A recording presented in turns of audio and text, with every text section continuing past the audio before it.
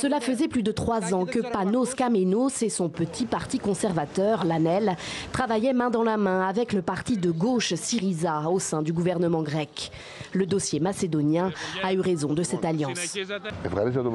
J'ai remercié le Premier ministre pour notre coopération et je lui ai expliqué qu'à cause de cette question nationale, nous ne pouvions continuer.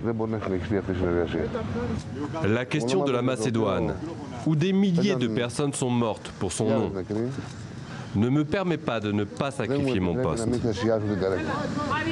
Panos Kamenos, ministre de la Défense du gouvernement Tsipras, démissionne. Il ne peut, dit-il, soutenir l'accord passé en juin dernier entre son pays et l'actuelle Macédoine. Un accord qui pourrait mettre fin à un conflit vieux de près de 30 ans entre les deux voisins. En 1991, la République yougoslave de Macédoine devient indépendante et conserve ce nom de Macédoine. Inimaginable pour les Grecs, pour qui la Macédoine est le nom de la grande région du nord de leur pays, et pas d'un autre.